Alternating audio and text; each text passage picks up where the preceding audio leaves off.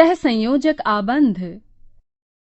एक सहसंयोजक आबंध वह आबंध है जो दो परमाणुओं के बीच समसंख्यक संयोजक इलेक्ट्रॉनों के आदान प्रदान से बनता है।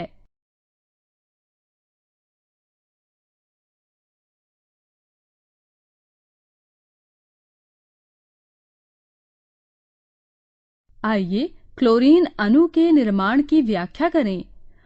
प्रत्येक क्लोरीन परमाणु के पास 7 संयोजक इलेक्ट्रॉन होते हैं। प्रत्येक क्लोरीन परमाणु को अष्टक पूर्ण करने के लिए एक इलेक्ट्रॉन की आवश्यकता होती है। यह दो क्लोरीन परमाणुओं के बीच एक एकल अयुगल इलेक्ट्रॉन के साझेदारी से कुलीन विन्यास प्राप्त करता है। इस प्रकार के आबंध एकल सहसंयोजक आबंध कहलाते हैं। इलेक्ट्रॉनों का एक जोड़ा जिसे दो परमाणुओं के बीच साझा किया जा सकता है उसे एक आबंध जोड़ा यानी युगल कहते हैं। इलेक्ट्रॉनों का एक ऐसा जोड़ा जिसे दो परमाणुओं के बीच साझा नहीं किया जाता है उसे एक एकाकी जोड़ा यानी युगल कहते हैं। एक युग्म आबंध तब बनता है जब दो परमाणु इलेक्ट्रॉनों के दो जोड़ों को आपस में साझा करते हैं। ऑक्सीजन अणु के निर्माण को ही लेते हैं। ऑक्सीजन अणु में दो ऑक्सीजन परमाणु होते हैं। प्रत्येक ऑक्सीजन परमाणु के 6 संयोजक इलेक्ट्रॉन होते हैं। अतः ऑक्सीजन परमाणु के दो इलेक्ट्रॉनों के आपसी साझेदारी के द्वारा कुलीन विन्यास को संपूर्ण करने हेतु इसे दो इलेक्ट्रॉनों की आवश्यकता होती है। अतः इस प्रकार के आबंध को युग्म यानी दोहरा सहसंयोजक आबंध कहते हैं। एक तिहरा आबंध तब होता है जबकि अणु में दो परमाणुओं के बीच इलेक्ट्रॉन के 3 जोड़ियां साझा की जाती हैं। प्रत्येक नाइट्रोजन के पास 5 संयोजक इलेक्ट्रॉन होते हैं। एक अष्टक प्राप्त करने के लिए एक अणु में प्रत्येक नाइट्रोजन परमाणु 3 इलेक्ट्रॉन का योगदान देकर इलेक्ट्रॉन के 3 साझा जोड़ियां बनाता है। यह दो परमाणुओं के बीच एक तिहरा आबंध निर्मित करता है। प्रांगार यानी कार्बन का चतुष्फलकीय संयोजन। प्रांगार यानी कार्बन के बाह्यतम कक्ष यानी खोल में 4 इलेक्ट्रॉन होते हैं। कुलीन गैस विन्यास प्राप्त करने के लिए इसे 4 इलेक्ट्रॉन या तो प्राप्त करने होते हैं अथवा त्यागने होते हैं। यदि इसे इलेक्ट्रॉन प्राप्त या त्याग करना हो तो यह 4 इलेक्ट्रॉन प्राप्त कर C4 ऋण आयन यानी ऋण आवेशित परमाणु बना सकता है।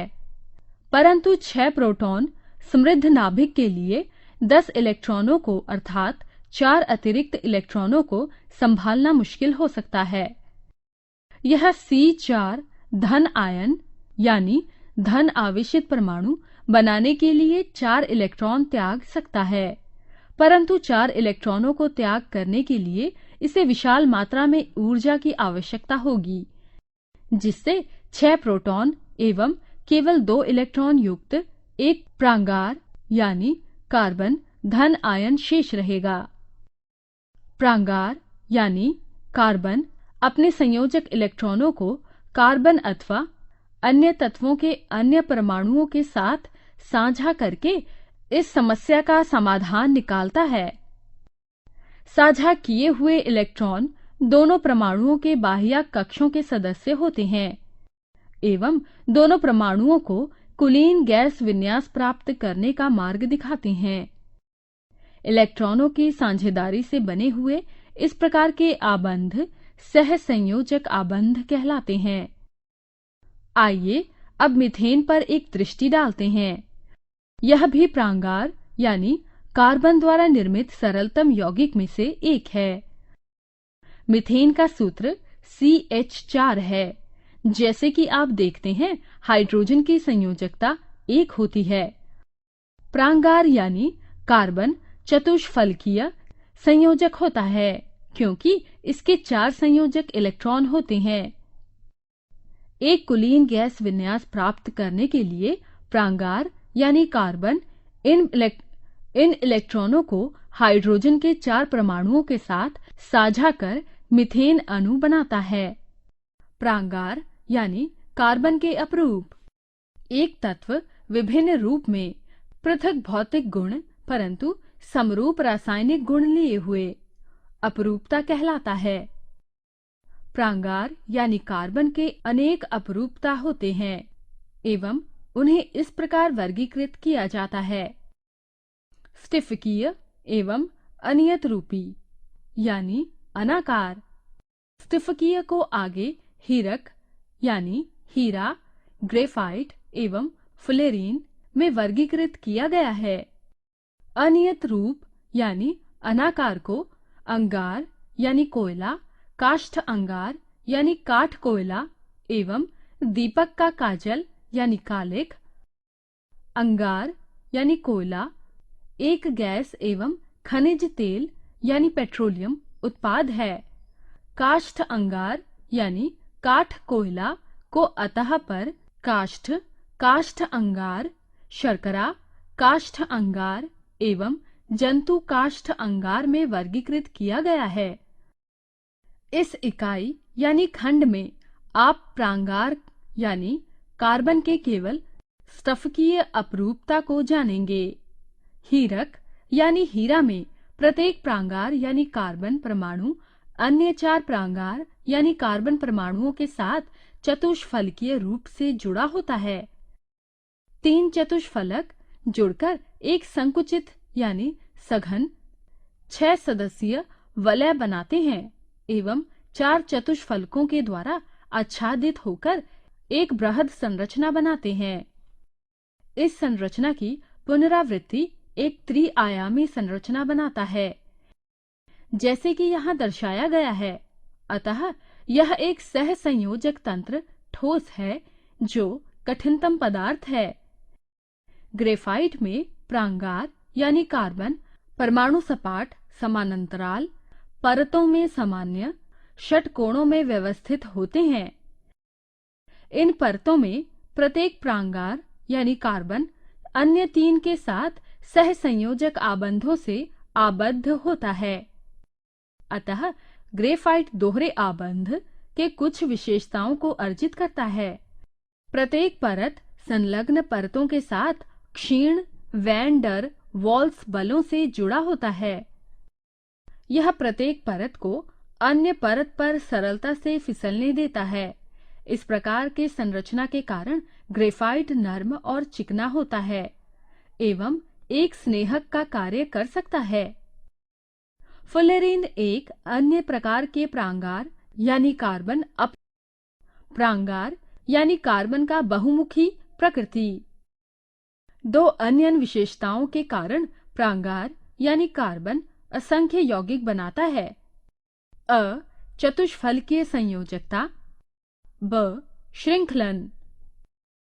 चतुष्फलकीय संयोजकता प्रांगार यानी कार्बन का चतुष्फलकीय संयोजकता।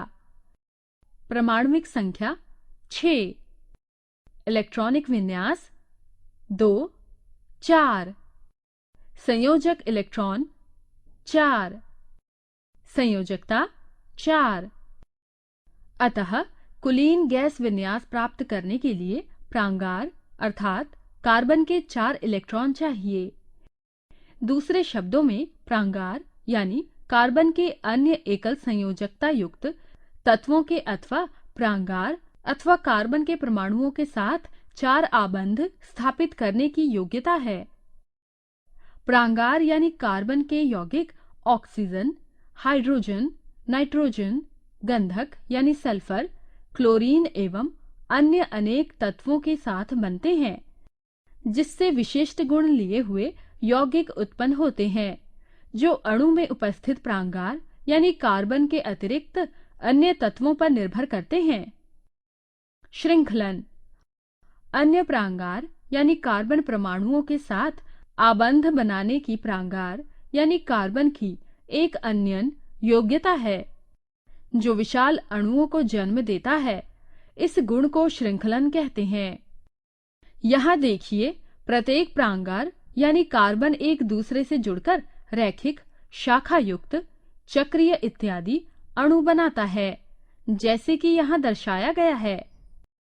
उत्प्रांगार यानी हाइड्रोकार्बन का लुईस बिंदुकित संरचना। आइए इथेन का लुईस बिंदुकित संरचना बनाते हैं। आइए इन चरणों का अनुसरण करते हैं। अणु में उपस्थित सभी परमाणुओं के इलेक्ट्रॉनिक विन्यास को लिखिए। प्रांगर यानी कार्बन का 2, 4 एवं हाइड्रोजन का 1। यह ज्ञात कीजिए कि प्रत्येक परमाणु को कुलीन गैस विन्यास प्राप्त करने के लिए कितने इलेक्ट्रॉनों की आवश्यकता है। इथेन में कुलीन गैस विन्यास प्राप्त करने के लिए प्रांगार यानी कार्बन को 4 एवं हाइड्रोजन को 1 इलेक्ट्रॉन की आवश्यकता है। प्रथमतः सभी हाइड्रोजन परमाणुओं को एक प्रांगार यानी कार्बन परमाणु के साथ एकल आबंध से जोड़कर उन सभी हाइड्रोजन परमाणुओं का कुलीन गैस विन्यास संपूर्ण कीजिए। इथेन में प्रत्येक प्रांगार यानी कार्बन परमाणु से 3 हाइड्रोजन परमाणु साझा करते हैं। शेष संयोजकता को एक प्रांगार यानी कार्बन परमाणु के साझेदारी से एकल आबंध बनाकर तृप्त किया जाता है। यह संरचना लुईस बिंदुकित संरचना देता है। ध्यान रखें कि साझा किए गए इलेक्ट्रॉनों की गिनती उन्हें साझा करने वाले उभय परमाणुओं के संयोजक कक्ष में होती है। आइए एक और उदाहरण लेते हैं। इथेन अथवा इथिलीन अणु में 2 हाइड्रोजन परमाणु प्रत्येक प्रांगार यानी कार्बन परमाणु के साथ एक एकल इलेक्ट्रॉन साझा करते हैं एवं उभय प्रांगार यानी कार्बन परमाणु आपस में 2 इलेक्ट्रॉनों को साझा करते हैं। परिणाम स्वरूप प्रत्येक हाइड्रोजन परमाणु अपने बाह्यतम कक्ष में 2 इलेक्ट्रॉनों को ग्रहण करता है एवं कुलीन विन्यास प्राप्त करता है। प्रत्येक प्रांगार यानी कार्बन परमाणु 8 इलेक्ट्रॉनों को पाकर कुलीन विन्यास प्राप्त करता है। अतः कार्बन कार्बन मिलकर दोहरा आबंध बनाते हैं, जबकि कार्बन हाइड्रोजन मिलकर एकल आबंध बनाते हैं। उत्प्रांगारों यानी हाइड्रोकार्बन को एलिफेटिक अथवा मुक्त श्रृंखला उत्प्रांगार यानी हाइड्रोकार्बन एवं साइक्लिक यानी चक्रीय अथवा बद्ध श्रृंखला उत्प्रांगार यानी हाइड्रोकार्बन में वर्गीकृत किया जाता है। एलिफेटिक अथवा मुक्ति श्रृंखला उत्प्रांगारों यानी हाइड्रोकार्बन को तत्पश्चात संतृप्त अथवा असंतृप्त उत्प्रांगारों यानी हाइड्रोकार्बन में वर्गीकृत किया जाता है। संतृप्त उत्प्रांगारों यानी हाइड्रोकार्बन को फिर कार्बन कार्बन आबंध पर आधारित कर एल्केन के रूप में एवं असंतृप्त उत्प्रांगारों यानी हाइड्रोकार्बन को एल्कीन एवं एल्काइन के रूप में वर्गीकृत किया जाता है। साइक्लिक यानी चक्रीय अथवा बद्ध श्रृंखला उत्प्रांगारों यानी हाइड्रोकार्बन को तत्पश्चात एलिसाइक्लिक यानी वसा चक्रीय एवं एरोमेटिक यानी सुगंधित उत्प्रांगारों यानी हाइड्रोकार्बन में वर्गीकृत किया जाता है। समजातीय श्रेणी कार्बनिक यौगिकों की एक श्रेणी जिसमें प्रत्येक उत्तरोत्तर सदस्य पिछले सदस्य से CH2 अथवा 14 इकाई द्रव्यमान से भिन्न होता है। किसी समजातीय श्रेणी के सभी सदस्यों के आणविक सूत्रों को एक सामान्य सूत्रों से व्युत्पन्न किया जा सकता है। एल्केनों की समजातीय श्रेणी सामान्य सूत्र CnH2n जोड़ 2 जहां n बराबर कार्बन परमाणुओं की संख्या। एल्केनों की समजातीय श्रेणी को देखिए जो C2H6, C3H8, C4H10, C5H12, C6H14 और इत्यादि है। एल्केनों की समजातीय श्रेणी सामान्य सूत्र CnH2n जहां n कार्बन परमाणुओं की संख्या है। एल्केनों की समजातीय श्रेणी है C2H4, C3H6, C4H8 और इत्यादि हैं। एल्काइनों की समजातीय श्रेणी है CnH2n घटा 2, जहां n कार्बन परमाणुओं की संख्या है। एल्काइनों की समजातीय श्रेणी है C2H2, C3H4, C4H6, C5H8 और C6H10 और इत्यादि। किसी समजातीय श्रेणी के गुणधर्म जैसे जैसे श्रेणी में आणविक द्रव्यमान बढ़ता है, यौगिकों के भौतिक गुण परिवर्तन प्रदर्शित करते हैं, किंतु रासायनिक गुण जो किसी कार्यात्मक समूह के द्वारा निर्धारित किए जाते हैं, वे श्रेणी के अंदर समान रहते हैं। समावयवता वे यौगिक जिनका एक ही आणविक सूत्र परंतु भिन्न संरचनाएं हो सकती हैं, उन्हें समावयवता आइसोमारिस्म कहते हैं। ब्यूटेन के दो संरचना समावयव हैं, द ब्यूटेन एवं आइसोब्यूटीन। उदाहरण के लिए पेंटेन यानी C5H12 में एक सरल रैखिक श्रृंखला यानी सामान्य पेंटेन, शाखायुक्त श्रृंखला यानी आइसोपेंटेन एवं साइक्लोपेंटेन यानी C5H10 का एक वलय देखा जा सकता है। एक ब्यूटीन का आणविक सूत्र है C4H8। एक ब्यूटीन के सभी संभव समरचनात्मक समवयवों का 4-8 होना निश्चित है। ब्यूटेन के संभाव्य समावयव यहाँ दिए गए हैं। हाइड्रोकार्बन का नामकरण। इन यौगिकों को देखिए। कार्बन परमाणुओं की संख्या गिनिए। यौगिक में 4 कार्बन परमाणु हैं। यह सममित कार्बन है। इस प्रकार दोनों संरचनाएं सही हैं, इसलिए इसे ब्यूट के रूप में नाम दिया जाता है। यह एक संतृप्त कार्बन है, इसलिए अनुलग्न N है, इसलिए इसे ब्यूटेन के रूप में नाम दिया जाता है। अन्य यौगिकों को देखिए। यौगिक में 4 कार्बन है। दीर्घतम मार्ग वाली श्रृंखला का चयन कीजिए। दिए गए यौगिक में द्विबंध से कार्बन परमाणु की संख्या गिनना प्रारंभ कीजिए, जो सबसे नीचे स्थिति वाला कार्बन परमाणु है, इसलिए इसे ब्यूट नाम दिया जाता है। यह एक संतृप्त कार्बन है, अर्थात कार्बन कार्बन द्विबंध। इस प्रकार अनुलग्न N है, इसलिए इसे ब्यूटेन नाम दिया जाता है। अन्य यौगिकों को देखिए। दिए गए यौगिक में त्रिबंध से कार्बन परमाणु को गिनना प्रारंभ करें, जो सबसे नीचे स्थिति वाला कार्बन परमाणु है।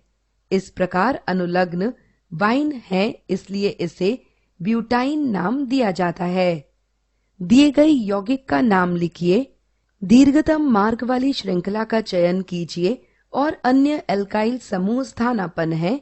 दिए गए हाइड्रोकार्बन में दीर्घतम श्रृंखला में 5 कार्बन परमाणु हैं और स्थानापन्नों के रूप में 2 मिथाइल समूह हैं। दीर्घतम श्रृंखला को क्रम दिया जाता है ताकि स्थानापन्न को अंतिम संख्या मिले। यहाँ श्रृंखला को बाईं से दाईं क्रम दिया जाता है, जिससे स्थानापन्न संख्या 2 प्राप्त करते हैं। फिर हाइड्रोकार्बन को लोकेंट क्रम धन स्थानापन्न धन मुख्य श्रृंखला नाम दिया जाता है। यहाँ 2-2 लोकेंट है, जो स्थानापन्न की स्थिति को इंगित करता है। डाइमिथाइल एक स्थानापन्न है और पेंटेन 5 कार्बन परमाणु वाली मुख्य श्रृंखला नाम है। इस प्रकार यौगिक नाम 2,2 डाइमिथाइल पेंटेन है। यदि एक हाइड्रोकार्बन में असंतृप्त बंध है तो दीर्घतम श्रृंखला में द्विबंध अथवा त्रिबंध होना चाहिए। इसी प्रकार श्रृंखला को क्रम देने पर असंतृप्त बंध में सबसे कम संख्या होनी चाहिए, भले ही स्थानापन्न का स्थान कुछ भी हो। इस प्रकार यौगिक को 3 मिथाइल 1 ब्यूटेन नाम दिया जाता है। प्रांगार यानी कार्बन यौगिक के रासायनिक गुण। हीरक अर्थात हीरा के अलावा उत्प्रांगार यानी हाइड्रोकार्बन जैसे अधिकतर प्रांगार यानी कार्बन यौगिकों को जब ऑक्सीजन अथवा हवा की उपस्थिति में जलाया जाता है तो वे विशाल मात्रा में ऊष्मा, कार्बन डाइऑक्साइड एवं जलवाष्प उत्पन्न करते हैं। अतः उनका ईंधनों के रूप में उपयोग किया जाता है। उदाहरण हेतु हवा में मीथेन एक नील अग्नि शिखा के साथ जलता है। हवा में बहुत सीमित उपलब्धता में मीथेन प्रांगार कलंक यानी कार्बन ब्लैक देता है। ब्यूटेन भी हवा में जलकर कार्बन डाइऑक्साइड, जल एवं विशाल मात्रा में ऊष्मा देता है। आइए एक क्रिया करते हैं। नेफ्थलीन एवं एनहेप्टेन जैसे प्रांगार यौगिक लीजिए एवं एक के बाद एक उन्हें एक लेपनी स्पैचुला पर जलाइए। अग्नि शिखा के चरित्र का पर्यवेक्षण करें एवं लिखें कि धुआं निकलता है कि नहीं। आप देखेंगे कि नेफ्थलीन अत्यधिक मात्रा में काले धुएं के साथ एक पीली अग्निशिखा देता है, जबकि एनहेप्टेन स्वच्छ अग्निशिखा देता है। अग्निशिखा के ऊपर एक धातु की तश्तरी रखिए। नेफ्थलीन के जलने से एक काले रंग का जमाव दिखता है। इस क्रियाकलाप से हम यह निष्कर्ष निकालते हैं कि संतृप्त उद्प्रांगार स्वेच्छा शिखा देते हैं, जबकि संतृप्त उद्प्रांगार बहुत अधिक काले धुएं के साथ पीली शिखा देते हैं। प्रांगार यौगिकों के उपचयन यानी ऑक्सीडेशन ऑक्सीकरण प्रतिक्रिया। आइए एक क्रिया करते हैं। एक परख नली में तकरीबन 3 मिली एथेनॉल लीजिए एवं उसे जल ऊष्मक में धीरे से गर्म कीजिए। इस विलयन में 5% क्षारीय पोटेशियम परमैंगनेट के विलयन बूंद बूंद मिलाइए। आप देखेंगे कि एथेनॉल विलयन में पोटेशियम परमैंगनेट मिलाने पर बैंगनी रंग अदृश्य हो जाता है। पोटेशियम परमैंगनेट अतिरिक्त मात्रा में मिलाने पर आप देखेंगे कि एथेनॉल विलायन में पोटेशियम परमैंगनेट का रंग फिर से दिखने लगा है। इस क्रियाकलाप से क्षारीय पोटेशियम परमैंगनेट की उपस्थिति में एथेनॉल उपचयित यानी ऑक्सीकृत होकर एथेनोइक अम्ल देता है। इथेनॉल रासायनिक सूत्र CH3CH2OH। साधारण नाम एथाइल एल्कोहल। IUPAC नाम एथेनॉल। गुण एथेनॉल मनोहर गंध एवं दाहक स्वाद युक्त एक रंगहीन द्रव्य है। यह जल में घुलनशील है। इथेनॉल सोडियम के साथ प्रतिक्रिया कर सोडियम इथेनॉक्साइड एवं हाइड्रोजन बनाता है। इथेनॉल उष्ण सांद्र H2SO4 के साथ प्रतिक्रिया कर इथीन एवं जल बनाता है। सांद्र H2SO4 एक निरार्द्रकर्ता है एवं इथेनॉल से जल निकाल देता है। इथानोइक अम्ल रासायनिक सूत्र CH3COOH। साधारण नाम इथाइल अम्ल। IUPAC नाम इथानोइक अम्ल। इथानोइक अम्ल एक तीक्ष्ण गंध एवं अम्लीय स्वाद युक्त एक रंगहीन द्रव्य है। यह जल में घुलनशील है। जल में इथानोइक अम्ल का 5 से 8 विलयन सिरका यानी विनेगर कहलाता है। एक परख नली में कुछ बूंद सांद्र सल्फ्यूरिक अम्ल के साथ 1 मिली एथेनॉल यानी शुद्ध अल्कोहल एवं 1 मिली हैम एसिटिक अम्ल लें। एक जल ऊष्मक में न्यूनतम 5 मिनट के लिए गर्म कीजिए, जैसा दर्शाया गया है। 20 से 50 मिली जल लिए हुए बीकर में उसे डालिए एवं परिणामी मिश्रण का गंध लीजिए। उनका गंध लीजिए। आप पाएंगे कि विलयन में एक मधुर गंध आ रहा है। इस क्रियाकलाप से इथेनोइक अम्ल इथेनॉल के साथ प्रतिक्रिया करके सांद्र H2SO4 की उपस्थिति में एस्टर इथाइल एथानोइड बनाता है। आबुनीकरण यानी स्पोनोफिकेशन। जब एक एस्टर सोडियम हाइड्रोक्साइड से प्रतिक्रिया करता है, तब कार्बोक्सिलिक अम्ल का सोडियम लवण एवं मूल अल्कोहल बनते हैं। इस प्रतिक्रिया को साबुनीकरण यानी स्पोनोफिकेशन कहते हैं। इथाइल इथानोएट सोडियम हाइड्रोक्साइड से प्रतिक्रिया कर सोडियम एसीटेट एवं इथेनॉल बनाता है। साबुन एवं प्रक्षालक यानी डिटर्जेंट। साबुन कार्बोक्सिलिक अम्ल के सोडियम अथवा पोटेशियम लवण का लंबा श्रृंखला होता है। उदाहरण sodium stearate C17, H35, COO, Na। एक साबुन के अणु के दो भाग होते हैं, उत्प्रांगार यानी हाइड्रोकार्बन भाग एवं आवेशित कण यानी आयनिक भाग। एक लंबा उत्प्रांगार भाग जो जल विरोधी यानी जल से दूर हटने वाला होता है। आवेशित भाग सोडियम अथवा पोटेशियम के कार्बोक्सिलेट आयन से बना होता है एवं जल स्नेही अथवा जल को आकर्षित करने वाला होता है। जब साबुन जल में घुल जाता है तो साबुन के वृहद अणुओं को छोड़ता है। जब मैला कपड़ा साबुन में मिलाया जाता है तब जल विरोधी छोर तेल अथवा मैल में घुलनशील होता है, जबकि जल स्नेही छोर जल में घुलनशील होता है। साबुन के अणु त्रिज्यात रूप में व्यवस्थित होते हैं, जिसमें उत्प्रांगार भाग केंद्र की ओर एवं आवेशित यानी आयनिक भाग बाहर की ओर होता है।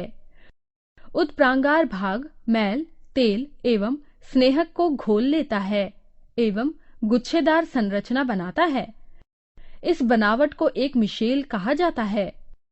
मिशेल के रूप में साबुन सफाई करने योग्य होता है, क्योंकि तैलीय मैल मिशेल के केंद्र में एकत्रित होता है। विलयन में मिशेल एक कलिक अथवा श्लेष के रूप में रहता है एवं आवेशित कण यानी आयन आयन प्रतिरोध के कारण अवक्षेपित नहीं हो पाता। अतः मिशेल में जमा मैल भी सरलता से धुल जाता है। साबुन एवं प्रक्षालक यानी डिटर्जेंट।